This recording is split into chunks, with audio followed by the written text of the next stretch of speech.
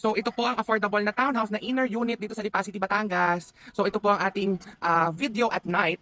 So kasama po iyan sa turnover, pati po ito. Hindi lang po kasama yung mga greeneries. Yan. Then ang ating pong metal door.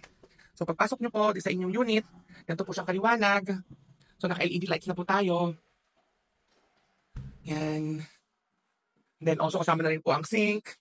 Then ito po yung mga other na lightings, LED lights. Then also po, yan, ito po yung ating toilet and bath. May fixtures na pong kasama. Then ang ating service area. Yan po. So concrete po ang ating stairs. Tapos may railings na din. Senorita steps. So ito po yung ating handrails. Going up na po tayo. So ang floor area po nito ay 68 square meters. Ang lot area po ay 44. So 3 bedrooms, 2 toilet and bath po.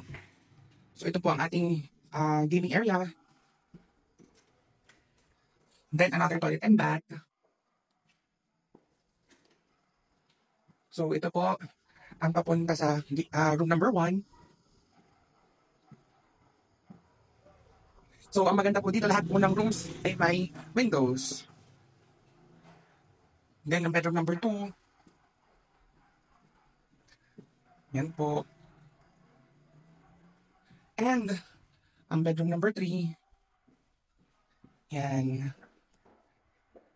So, kung nagustuhan nyo itong house na ito, itong townhouse na affordable dito sa Lipa City, mag-message na kayo sa akin sa Village Properties Philippines. And also sa aking mga numbers, available po ito sa Viber, Telegram, WhatsApp, Google Meet. And kung gustuhan niyo po ito, mag-clipping na tayo, reserve natin itong property na to. So, see you po sa aking mga next videos and listings. Bye-bye!